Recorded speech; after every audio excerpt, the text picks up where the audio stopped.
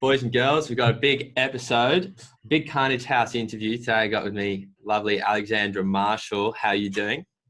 I'm well, thank you. How are you?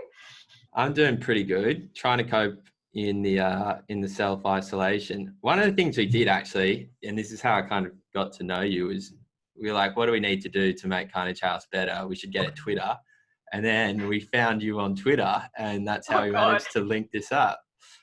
You and everyone. I thought I found you. Did you find me? You might have. I think I found you. I think I might have commented on one of your... Anyway, we found each other in the Twitterverse. You actually spend you're an active tweeter, I would say. That's a good way of phrasing it. It's on in the background most of the time. Yeah.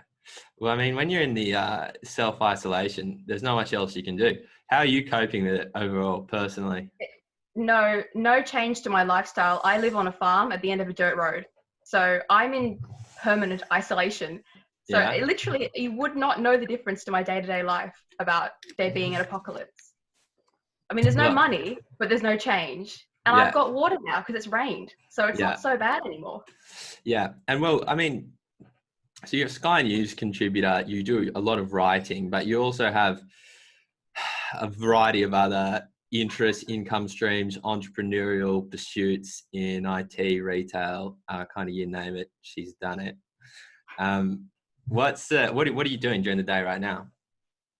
So at the moment, I'm enslaved to my brother. So he runs a distillery. We sell limoncello and gin, but now we make hand sanitizer. So I'm labeling thousands. Are you really?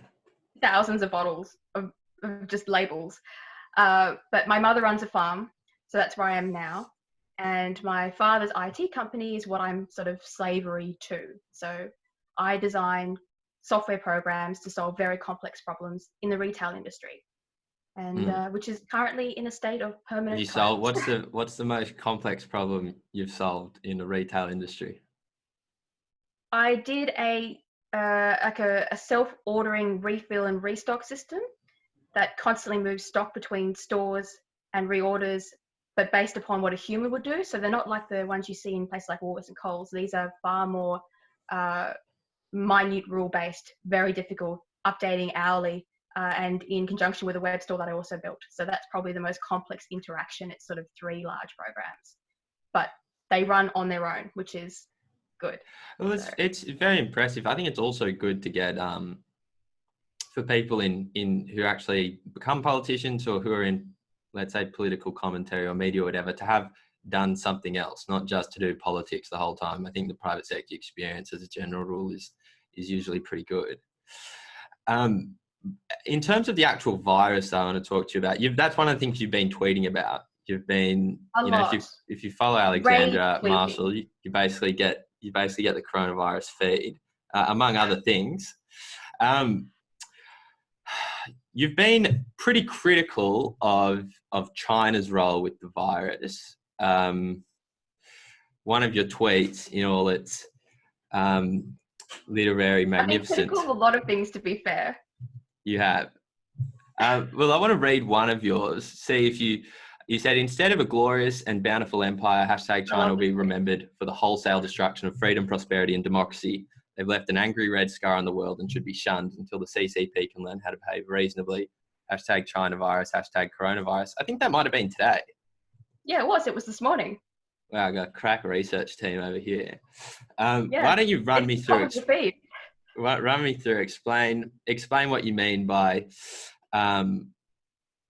Explain your position on China and how it relates to the coronavirus and why you are so critical of them. I've been on China's case for a while, so the coronavirus is more like a final straw on the camel's back in regards to my opinion of China. It's not the sole, cause of why I dislike China. I haven't just jumped on the bandwagon for the coronavirus, which you obviously. Well, let's talk about how did it start off? How did you jumping on China's case start off? Well, I have personal experience of people who've escaped China after Tiananmen Square and the whole takeover of the CCP, who are terrified of their own country. And they're getting progressively more and more frightened about what's happening to their families over there, and the way the party has started to close down all freedoms. So there's also, I have a personal experience with the stories coming out of China, which I've been getting more and more people contacting me about what's happening in China. So aside from the way they treat their own people, China's approach to the West is not to become more democratized, more capitalist, more friendly. They are using the West in order to grow the CCP, and Xi Jinping has said himself, like, Xi Jinping loves Lenin. He likes the full communist regime. He's a Maoist. He needs and wants power for his party. It's not like he's in it for the people. He's not like that.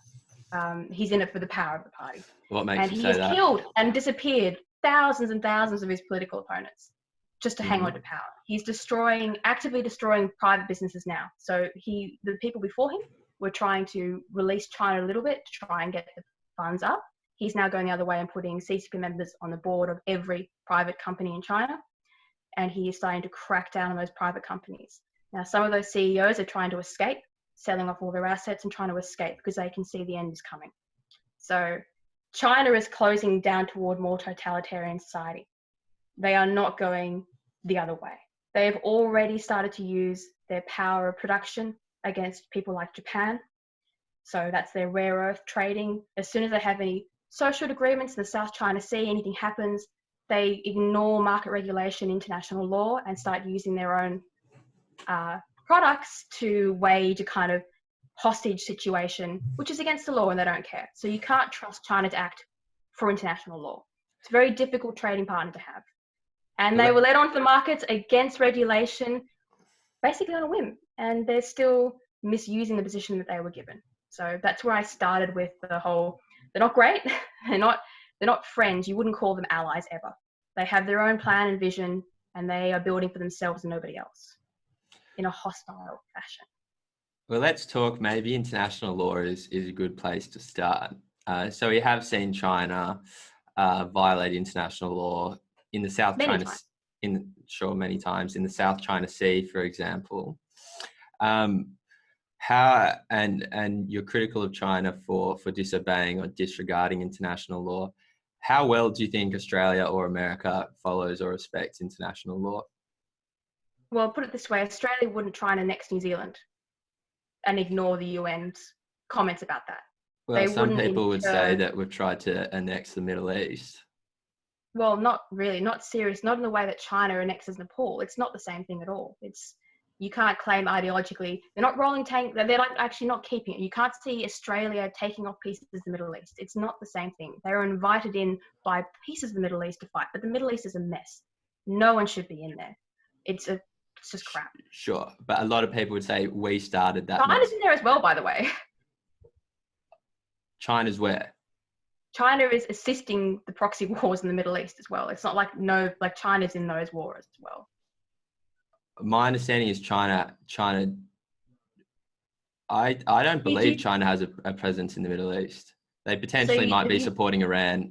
Yeah, they've got their Shanghai Cooperation Alliance, in which they're building up between Russia, India, Pakistan. Iran's on the edges wanting to join. The various Arab countries are trying to join. It's a new world organization that outranks the UN.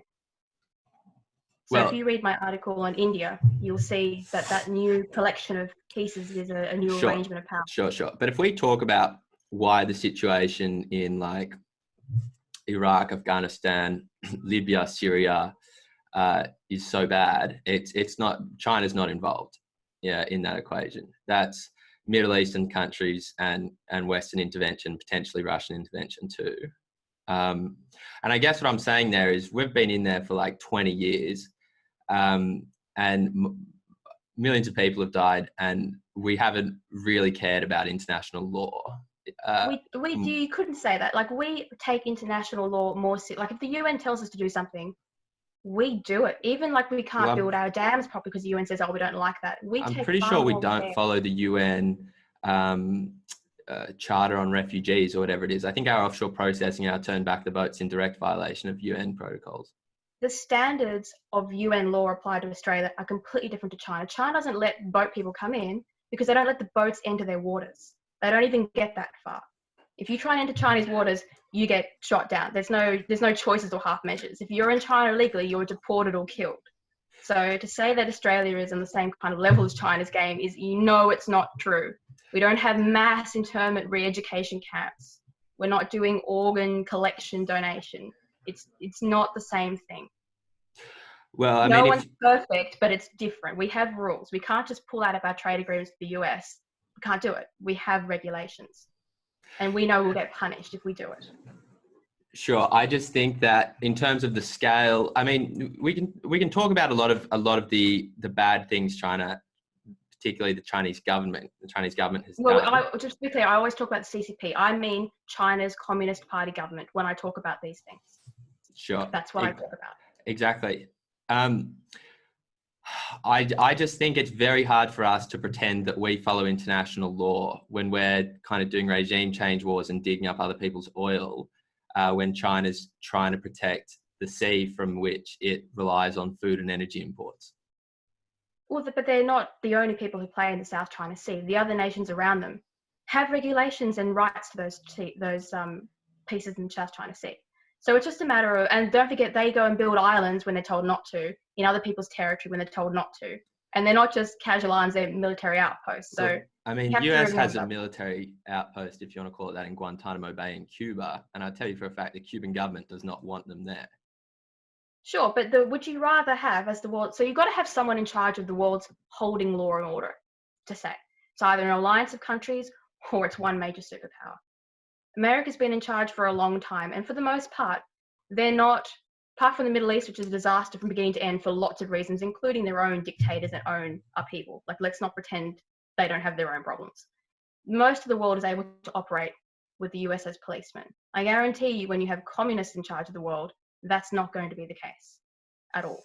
So it's who do you want to back in the world order? And I have no shame in saying I would rather back a US-based police cop, per se, than China, who interns their own people, kills their own people. No, thank you. Okay. That's my opinion, and that's not going to change. Yeah. Well, maybe, who knows? Maybe we might change each other's mind by the end of the episode. We might get slightly closer together. I'm worried about what China's going to do. So I don't think China is sitting. I've been reading a lot of the essays on Xi Jinping as a person, because don't forget, he's in charge of China. And Xi Jinping as a person is a very concerning entity. I was not so worried about his predecessor, but him himself, what he likes, what his ideal is, where he came from, and what he values is not good for the world. That's what I worry about, Xi Jinping as a person. Okay. Well, so let's talk about how China handled the coronavirus, for example. You said China will be remembered for I mean, it's a little bit, literary. I'm a writer first. I never claimed to be a journalist. What's your reaction of how China's handled the coronavirus? Poorly. I'd say they tried to hide it. Well, first of all, they should not have been mucking around in Wuhan, that lab. Some of their own scientists tried to speak against it and got vanished, as China does. The wet markets should have been legal by international law anyway. So China allows these things to go on against international world standard, which is another problem I have with China. They compete against our markets and our regulations with their exports, despite not having to meet our health regulations, which I think is unfair on our primary producers. Particularly as someone who is a primary producer, it's not right that we allow that. But that's a totally different story. So you've got the wet markets, you've got the lab mucking around, which the Canadians complained about. They said that they weren't happy with standards in Wuhan and pulled out. And you've got the way they tried to hide the problem early on. Instead of being truthful and being open and letting people, the rest of the world, assess the risk, they just hid it. And now they've got new propaganda. It started in America, it started in Italy every other week, despite themselves publishing the origin as being Wuhan in January. So I don't like their little propaganda game they play to try and avoid just saying, yep, we did it. That would have been okay if they just came up and went, yeah, okay, fine. We made a really big mistake. Sorry, Earth. That was us. Our bad. The way they behave, it's bad enough they've crashed everyone's lives and businesses and economies to then start being like, oh no, it was the US. Oh no, maybe Italy. That's kind of like, it's not the right thing to do.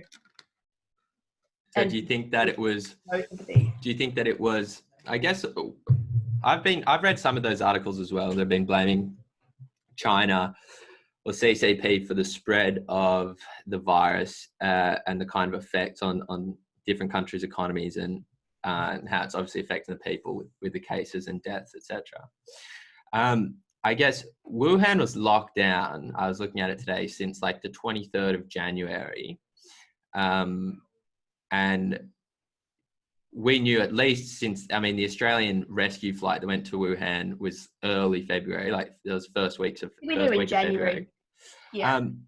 I guess the situation has really only escalated in the US over the past few weeks. I mean, with even lockdowns and flights being banned and stuff like that. I think in Australia, we've probably been in a couple of weeks of self-isolation. I guess the question is, there was definitely mistreatment of doctors, of that doctor who was alerting people about the virus.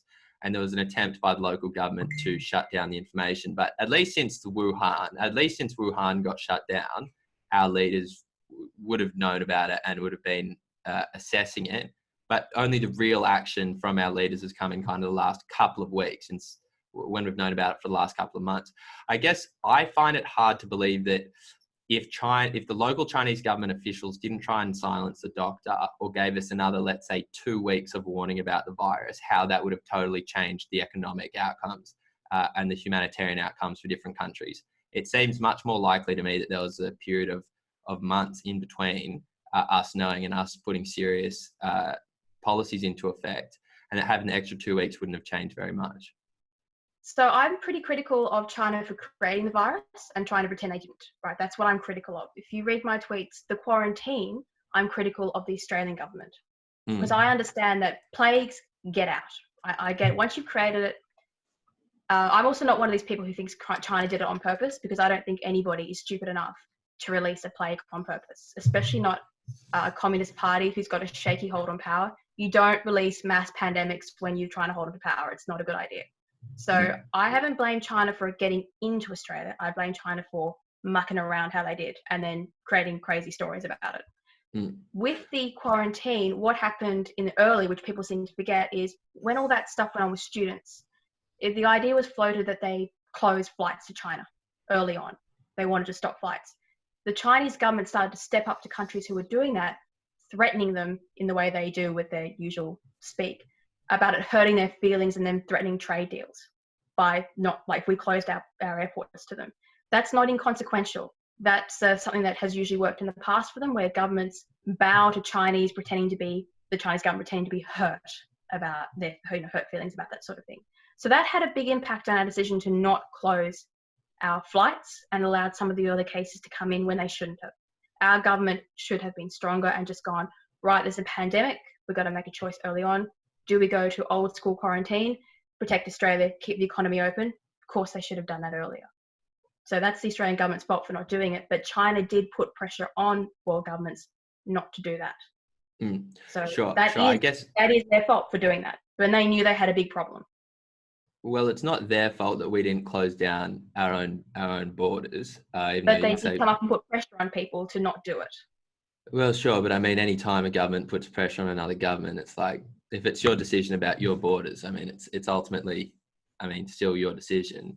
It's still playing back, but again, it's still illegal. You could still play an international law. You can't pressure other countries with trade deals that are locked in via international law to go, we're just going to stop importing your coal if you don't do that. That's I think it's all allowed. But at the same time, like, do you really think that countries don't pressure other countries into doing things because of international law? Not as badly as China. I don't see America. If America had a massive plague and pandemic and Australia went, hey guys, for the next 2 weeks, we're not going to take you. They're not going to go and cancel all their contracts with us. That would not happen. And you know that wouldn't happen.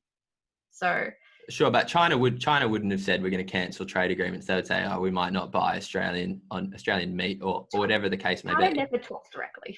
China's always hint, hint, nudge, nudge, wink, wink, then nothing. Sure, but ultimately the responsibility for not closing down the flights doesn't sit with the Chinese government. It sits with the Australian government. I didn't say that. I said it was the Australian government for bowing to it. I just said they put pressure on the government, which is why they acted the way they did. Sure, but I guess the point I'm getting at overall is like the the economic destruction in Australia or America is not from China, as far as I can tell, hiding information. The information has been out long enough that we've had ample time to prepare. And if we're only putting in the real policies in the last couple of weeks, you can't blame China's lack of transparency 3 months ago for the economic effects we're seeing today when we had so long. No, if you read my tweets, you'll see that I firmly blame the Australian government for the handling of our economy. There's like 50 tweets blaming the Australian government for our economy. They're like all there. I did also have one tweet though where you retweeted with a comment and said China's bankrupted the whole world. Correct. They still created it. They still did it. So yeah, they did. And China will be remembered for the destruction of freedom, prosperity, and democracy. I mean, it's hard not to interpret that as accrediting the economic hardship from the virus that's being suffered in Australia and America onto China. Well, they did. So let's be clear. Australia wouldn't have had to make bad choices with our economy if there wasn't a pandemic loose on the world. If people hadn't been mucking around in a lab with it and there hadn't been a nice little wet market and then the government didn't try and hide it. So my point is they created a problem that the world had to deal with. Oh, sorry. That's the end of my work. It's okay. Hang on, let me just say this. Sorry. I'm still at work technically. Well, we feel pretty privileged to take a bite of your time while you're at work. Look, retail is just with China, retail is in meltdown, which is all my clients are retail. They've all had to fire their staff yesterday. They've all closed their shops. Yeah. I know the people who were closing hundreds and hundreds and hundreds of shops. Yeah. And you'll see that they have, I think it's 3 weeks. They can go how they are, 3 to 4 weeks. If nothing changes and they have to pay their leases, they will liquidate their companies in 6 to 8 weeks. That's almost, maybe half the fashion retail industry will liquidate. It's a pretty serious scenario. They're acting as a voting group at the moment. You'll notice and you'll see a lot in the news about them coming together about leasing arrangements, because if they don't get the leasing arrangements sorted, they won't last 4 to 8 weeks. It's just not going to happen.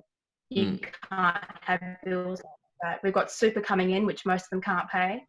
And the government's offer is not even a fraction. It's just their withholding tax. They can't on the salaries. It's not enough. You think the government should bail them out? Well, first of all, the government caused them to have no customers. So the government made a really big mistake with retail. And I'm talking about retail governed under the Retail Award. These are not union retails, like they're not big shopping chains. This is fashion retail. They didn't order them to close, so they can't use stand down orders in the retail world. They had a choice to either fire their staff or face rostering a full payroll week to week under the Fair Work regulations, which I called and checked. Now, with no customers, there's no stores, there's no income, which is why you saw the retail companies en masse fire everybody, because they couldn't do it. Now, that required paying out all the redundancy entitlements, which is all but bankrupted them already. They're getting rid of their assets to pay the staff fees. Sorry. And the next thing they've got is leases. So they have to get rid of the leasing arrangements. Otherwise, those companies aren't coming back to employ anybody. So if the government ordered your customers to stay at home, it's very clearly a government essentially shutting down your business. They've done it a different way. They didn't order them to close. But if there's no customers, there is no business. There's no income. Let's say in the hypothetical world, the government didn't order people to stay at home. People stayed home voluntarily. The same thing. Same thing would probably happen, right?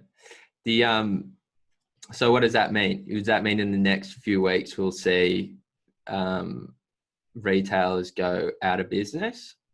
Yeah. So at the moment, what they've done, by the way, you would have seen my tweets. They were begging the government to allow them to do a kind of corona leave scenario, where like maternity leave, they could allow their staff to apply and then they could allocate leave to them that the government pays, keeps them employed, and would have meant that they didn't have to pay out their entitlements, which means the businesses wouldn't have had anywhere near the bill they had to pay, which would have let them go longer.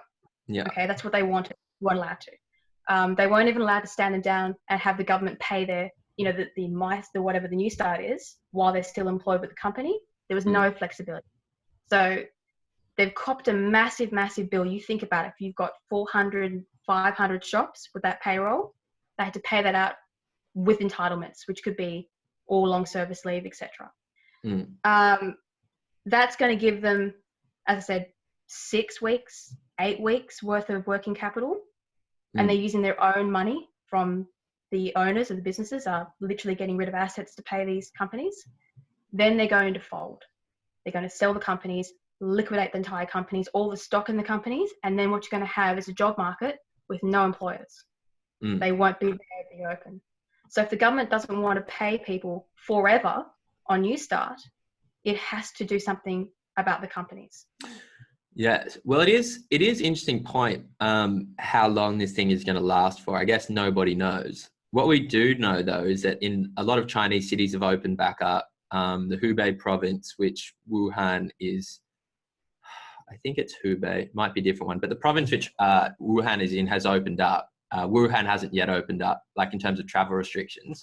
But it's planned for April 8th, I believe. And in a lot of Chinese cities, people are going back to the shops, going to cafes, nightclubs are opening back up now. I don't know if we'll be so quick.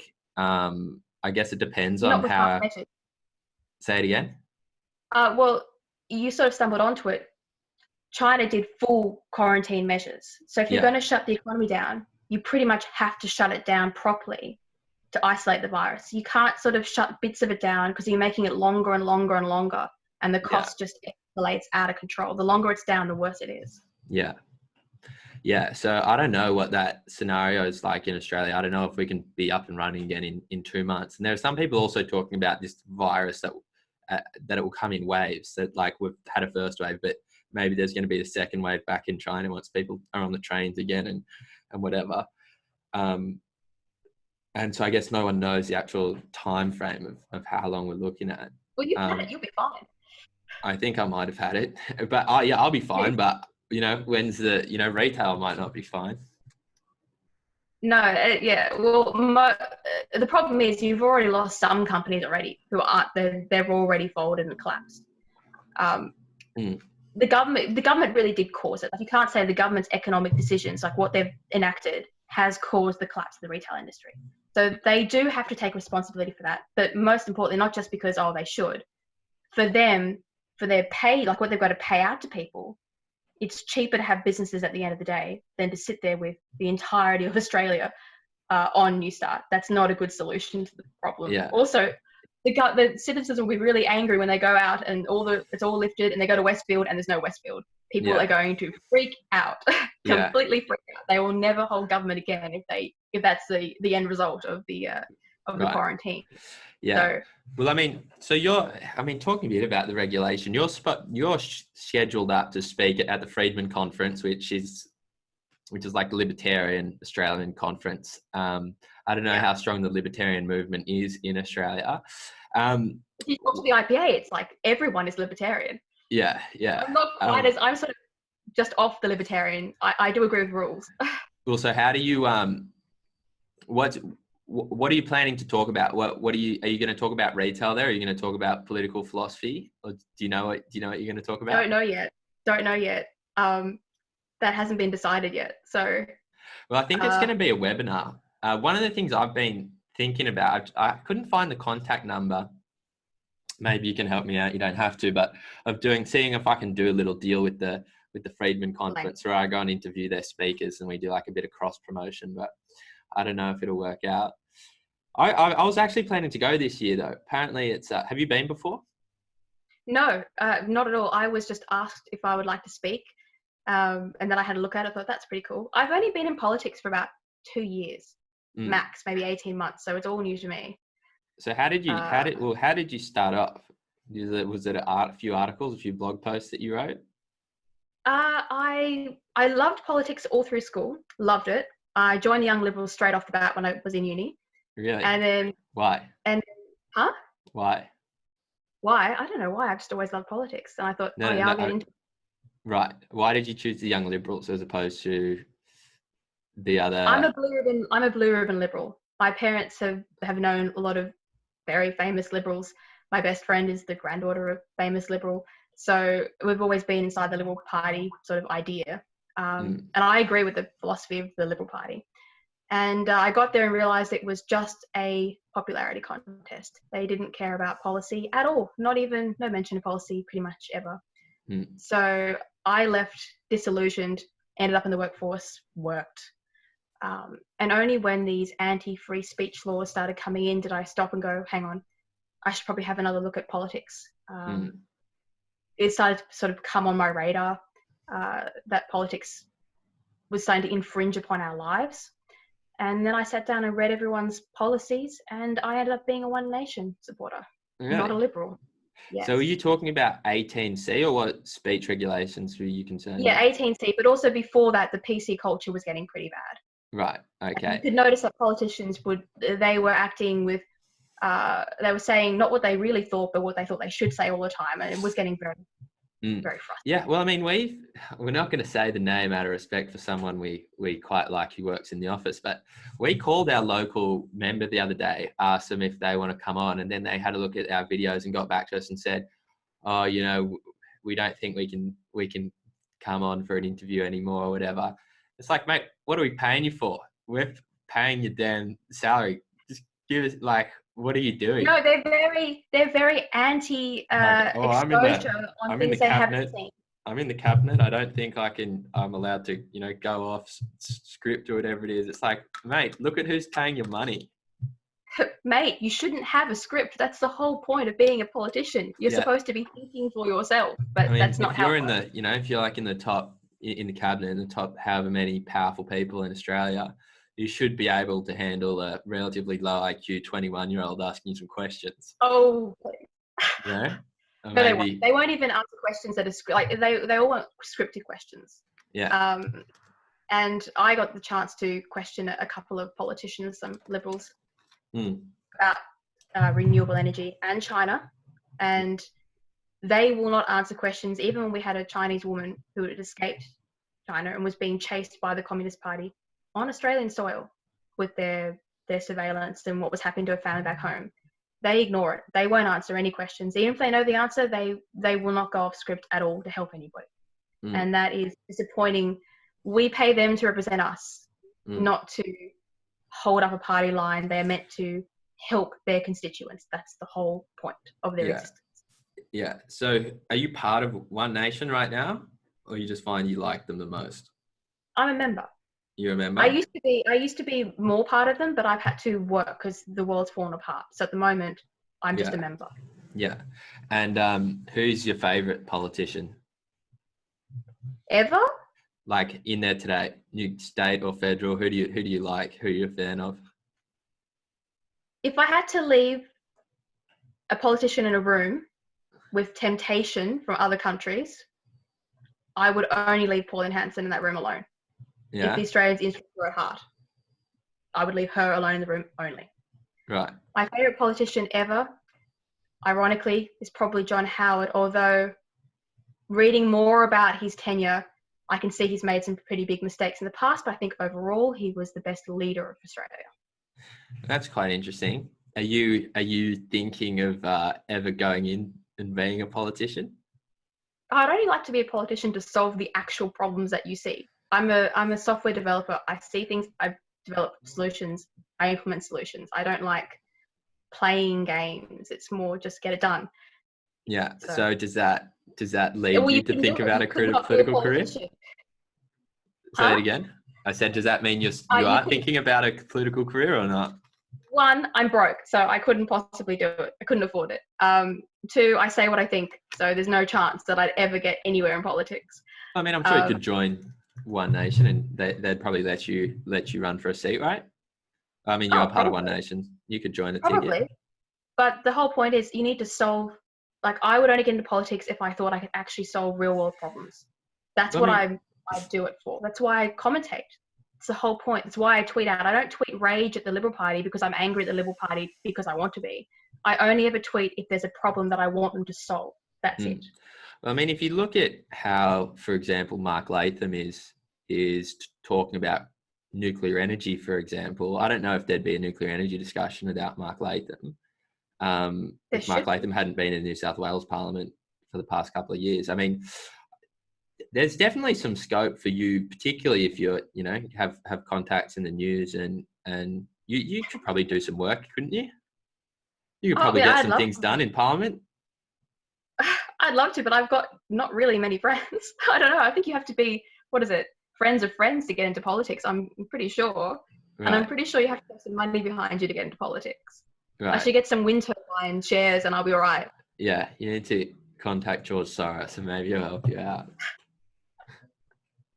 He's like a James Bond supervillain, like a Yeah, real world one. He just yeah, wants to watch the whole world burn. yeah. He does. It is he's done a pretty good job, you'd have to say. I mean, he's been that's one of the reasons why conservative or libertarian or whoever you are don't like him. It's just because he's so good at it, you know?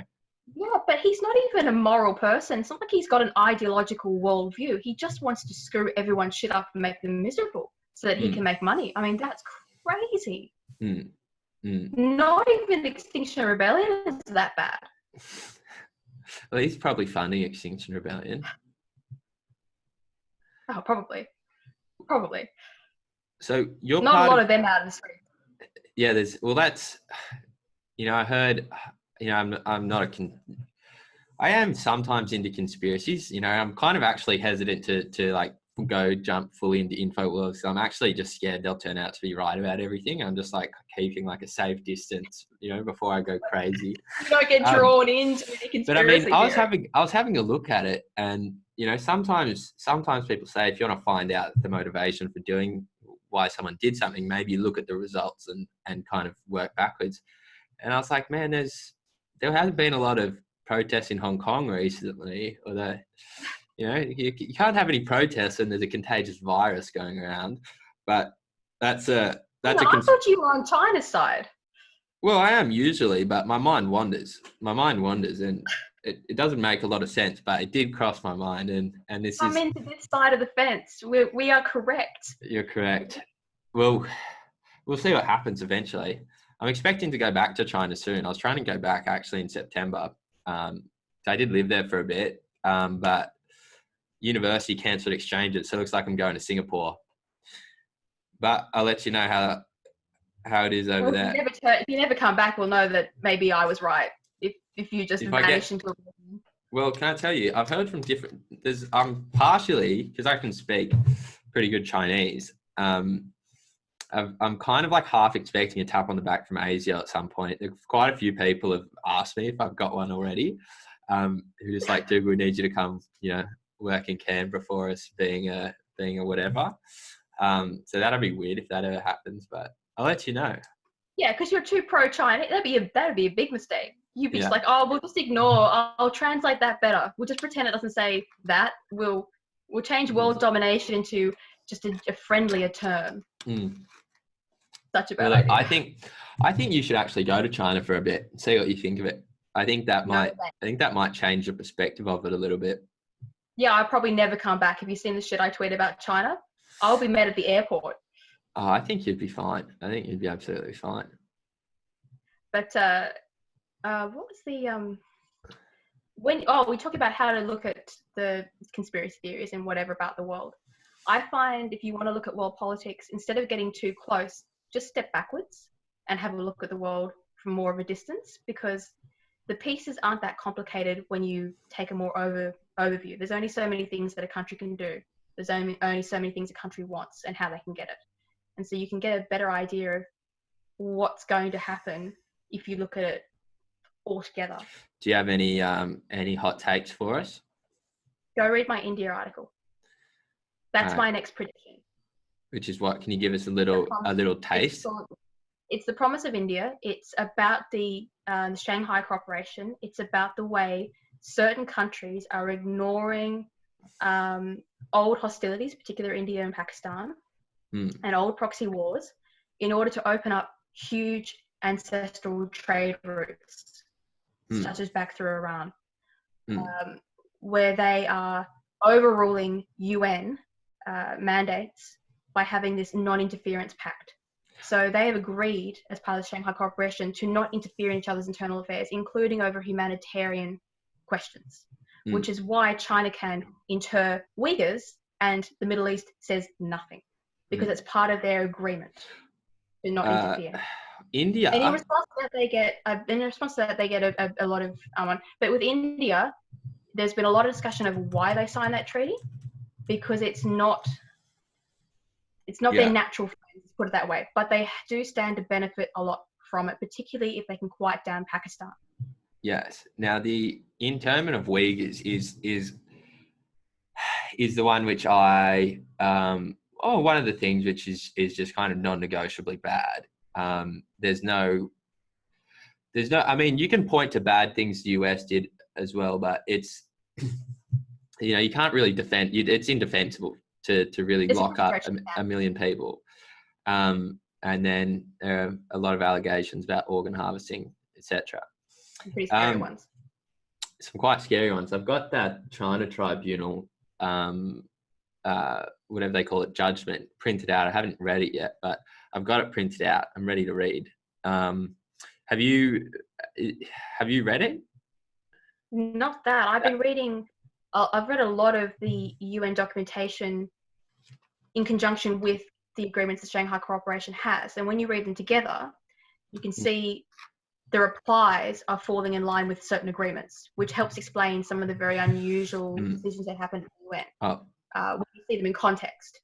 And the only reason I bring up the Uyghurs is not to be like China bad. It's more to demonstrate the point that this international arrangement is a strong arrangement that countries are entering into, even if they don't like each other. It's more about what they are trying to achieve together, which is taking the global dominance off the West in a matter of sort of fashion, a way of, growing their alliance above the Western alliance. And it allows them to run their countries in a way that the UN has said is unacceptable. Now, can I ask you a question? I feel like if you ask the average One Nation supporter what their view of the UN is, they'd probably tell you they'd rather leave it. What's your view of the UN? I wrote a longer piece about this. My view of the UN is that it's doomed to fail just like its predecessor, because it essentially enables the very large, dangerous players to continue doing what they want, while using the punishment of the small players over minor offences as a way of saving face. So all it does is prolong major conflict by stopping small conflict. And so what you end up with the collapse of the UN and its predecessor is large-scale conflict, because it sort of puts people in a holding pattern. So it's whether you agree with its concept of world peace, which is obviously impossible anyway, it's all about power. It's a concept that can't work, will never work long term, and usually causes larger problems. You're better off having countries forming natural alliances with their friends and holding power bases against each other that way than trying to force an alliance like that has no real power. But I guess the reason why I'm asking is if you've referenced the UN and kind of international law like a few times. I guess my question is, do you respect the UN as a moral authority? No, because I don't think, first of all, I think it's built on a false premise. Second, I think it's a really bad idea. And third, I think whatever merit it may have had in the beginning, it's lost a long time ago. But when you say countries are violating UN this, or, this is what this country's doing is not supported by the UN, do you still hold it to some degree of respect? No, I think the moral, like, for example, a particular decision, which is, let's just use Uyghurs because we've said it before, not interring a million of your own people for organ harvesting, let's just say that. That's not a good idea. I think that's against humanity, right? That's not the UN's, I don't respect it because the UN said it. It's just a UN directive that most people would agree with, right? But that's a good example as well to say, well, the UN lets China do that, even though it's against the UN's protocols. It lets them hold a veto seat on the UN while still doing that.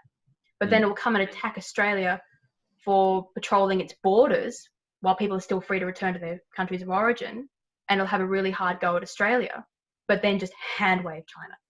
That's why I have no respect for the UN, because it doesn't do what it sets out to do. If it actually pulled up China or everybody on a moral plane, then, at least you could say it's got an even playing field, but it's not what it does. It's not how it operates. It's a name and reality. Yes. Well, there's an institution you are a fan of is the British monarchy, and you you're the ambassador for. I always I'm a forget the young name. ambassador for Australians with Constitutional Monarchy, the Yeah, ACM. You said it better than I could have. So tell me why. Why do you like the Queen or the Constitutional Monarchy? Why don't you pitch that to me? Because I don't hear many people who are really involved in it that much. Well, it's about the motivation of power rather than the monarchy specifically. So I'm not necessarily a monarchist. I'm for the constitutional monarchy. Very two different things. The second, which is how it's different. Yeah, sure. So monarchists just love the Queen or love royalty in general. They like the theatre and the whole show of monarchy, Like right? being submissive. They're like fans. Think of them as fans, right? They're fans, okay? Right. They make all the fan art. They run the parades. That's what they are. I don't like Prince Charles. I like the Queen. I will still be a constitutional monarchist when Prince Charles is king, right? Right. That's right. Well, The reason is yes. The point is about constitutional monarchy is it's a system of power and the division of power and the motivation of power. So when you've got a constitutional monarchy like we have, it's very unique. The monarchy itself has no real power to write laws or to manage our government. All it can do is sack a government and force the people to go back to election. So the monarchy essentially has the power to return power to the people. If we were to get somebody in charge of our country who the public didn't want, they'd taken too much power for themselves, like say a little dictator, the monarchy can send that dictator back to election and return power to the people. That's all the power they really have. They can't draft laws, nothing like that. If you have a president or like somebody who would represent the monarchy instead of like if we had a republic, you have one person making that decision, which may sound the same, but that one person is extremely easy to corrupt.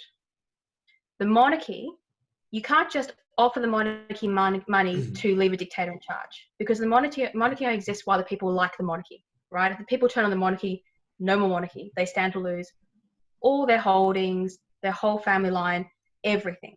So it's in the monarchy's best interest to keep the public happy with their own leaders.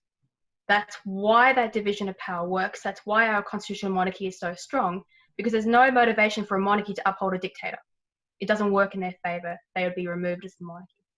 Whereas a president or another representative, if they screw the people over, they may still get rich. They may be protected by successive governments.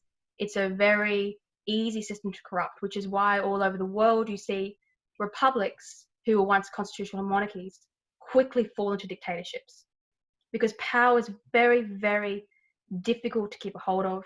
Democracy is very difficult to keep a hold of. So that's why I'm a constitutional monarchy, because it upholds our democratic freedoms. I think it's the most stable system. It's a fluke. It's not a normal monarchy we have. We don't have a monarchy that has absolute power like we used to. It's almost not a monarchy. It's almost a safe holder of constitution, really, with some nice ceremonies. Yeah. So what do you do then? What does the young ambassador do? Explain to people why the system we have upholds the safety of our democracy, because that's all that it does. It's not like we still govern ourselves independently. The Governor General is our head of state. We have an Australian head of state. It's more about safeguarding their futures for having a democracy. That's why I'm in it, because most people don't realise how fragile their systems are. You can see right now, look what happens when you give politicians an inch of power, how quickly they start on the cascade of total control of the civilization. Was it a week into this coronavirus and we're already locked in our houses and our businesses shut down, the economy shut down? No one even asked us if we wanted to do that. It's insane. So yeah, that's why I'm a member of the constitutional monarchy. So well, that's pretty good. I think that's a pretty good review. Explained it to me. I mean, I didn't really understand it before. I think I have a pretty good understanding now. The motivation of power is the key. So what's going to be going on in your life and with politics over the next few months? What can people be expecting to see from Alexandra Marshall? To be honest, I have no idea. I mean, I'm watching my whole world collapse. It's in free fall. No one here has. Well, we don't have any, pensions or salaries from the government. All of our clients are folding. So we can't even sell our stuff at the markets. So, we can't even Your go and sell. whiskey, or is that the hand sanitizer? We have limoncello and gin. So we can't even go to the market Why don't you send some gin? Send some gin over this way, and we'll buy gin from me. I don't have any free. I don't have anything to give you. Go and order. We'll order. We'll get some if it's in our price range. We'll have it on the podcast. Try and support our friends and get drunk. Oh, it will. It's really. We get drunk. Is that bad for the brand? No, it's great because what if we say something rude? No, it's triple distilled. So it won't give you a hangover at all. Really? Yeah, really. Look how excited you are. It's like you know one of the world's secrets. I actually don't drink. I only drink on New Year's Eve, like the Christmas parties for work. That's the only time I ever drink.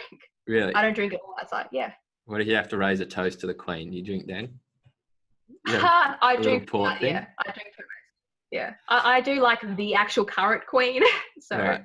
So what's the reason behind not drinking? Or maybe the question is, why do you drink in the first place? But why do you not drink? It's nothing particular. I don't have anything against it. If I'm at a party and I'm off it, I'll drink. I don't like the taste of most alcohol. So I don't like beer. I don't like wine. So that pretty much. I love cocktails like Pisco Sour. I love that. I'll drink that all day. It's just I love most alcohol, so I don't drink it. That's right. How interesting. That's probably it probably works for you in the long run. I assume you don't smoke either. No. Very good. A very good young monarchist, I think. I didn't mean to be like that. Like it wasn't my intention. And the irony is I've got like some genetic ability to drink a lot, so I can drink people under the table as well. I just choose not to. Really? With not having drunk a lot before? Yep, it's just genetic. I have it. Have you always not drunk a lot, or is there like a teenage phase where? No, I've just always not drunk a lot. Right. Oh, okay. Yeah. Very good. It's not like a thing. I don't have anything against it at all. Well, I hate wine. Neither do I. Don't you? No, I don't have anything against it. Do you smoke? I'm going to say no on the program, and I'm going to leave it at that. Don't do it. It's bad for you. It is bad for you. Especially if you get the coronavirus. Then if you smoked before, then you get crisped. Like that's. Isn't that why Italy's having so much problems? That they all smoke? Yeah, and China as well. All of them smoke. Especially people over like 65 in China. Dudes smoke all the time. We wrote a little. I had some good reviews mainly. I was like, I haven't been able to sleep properly during this, or at least I have. I've just been going to sleep late at like 2 or 3, and I found myself. I checked the news whenever I got nothing to do. I was on CNN. Check what the fake news media is throwing out. Oh, I don't know why you watch that Cartoon Network. And anyway, they had an article on why more men are dying from the coronavirus than women, and it went through the. Hopefully this story ends up being good. I'm about halfway through it now. I'm like not sure if it's going to be good, but we got to keep going once you hear. And telling the whole internet if the story is good or not. Yeah. All right. Well, you guys let me know in the comments. Make sure you subscribe if you like the videos. And subscribe to me. And subscribe to you. Do you have a YouTube as well? I do, but it's all fandom stuff. Subscribe to my Twitter. Okay. Subscribe to the Twitter. We'll put all the links in the description as well.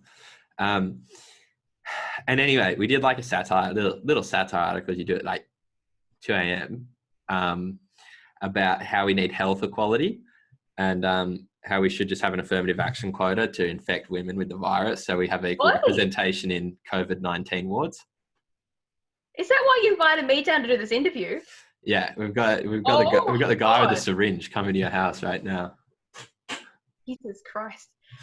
But it is kind of funny. I mean, you speak on feminism a lot too, because I like if I replaced some of the words about disease and coronavirus with like political representation or something, like if I was just using the words like health equality and stuff like that to justify it, it's like if you replace those words, it would sound exactly like something coming out of The Guardian about how we need equal representation somewhere else. Like this is just a way to finish as a collective little rant about equality of outcome being like one of the most silly but also dangerous things that you can possibly have, and we have a bad dose of it here in Australia. Correct.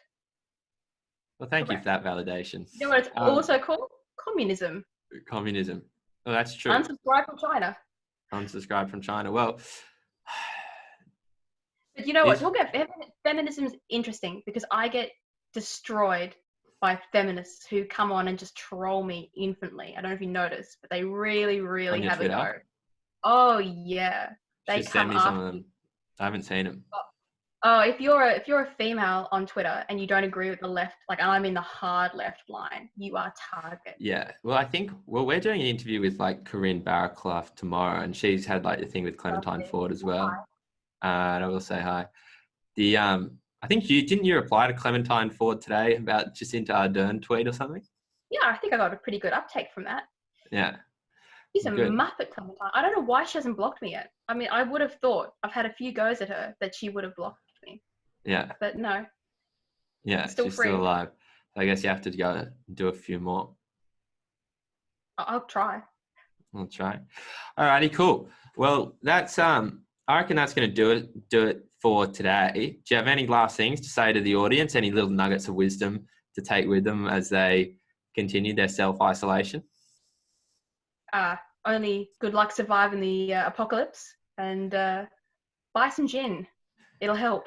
Buy some gin. Not with the virus. It'll help with the isolation. It might help with the virus. Alcohol could be good. It's like a sanitizer.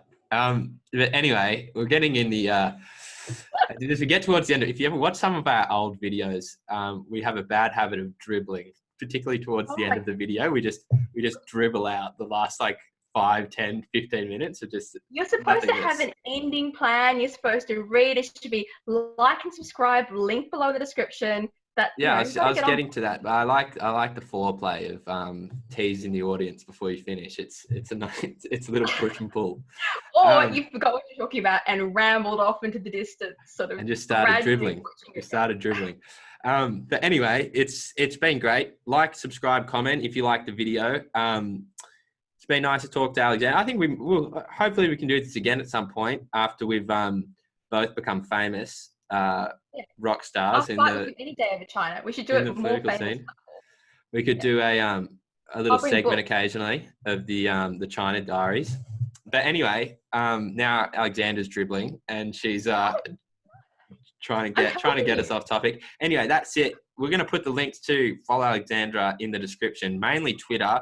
You can catch her on Sky News too. Who do you do Sky News with? What shows are you on? With the Friday show with Rita Panahay and also Gary Hargraves. Rita, right on. And Gary. Sorry, I don't know Gary, but I'm sure I'll get familiar with Gary at some point. Hopeless. I don't watch much cable news. It's still quite a lot of fake news in my opinion. It's same with Fox as well. There's a lot of fake news that goes around. Sometimes I want to jump on Sky News and just shake them up. You got through a whole interview without mentioning Assange. We did. That's another one of the points we like to chafe off a certain individual, but that'll come on a separate day. Anyway, pleasure seeing you. We'll see you soon, and that's all I got to say. I think. Bye. Bye.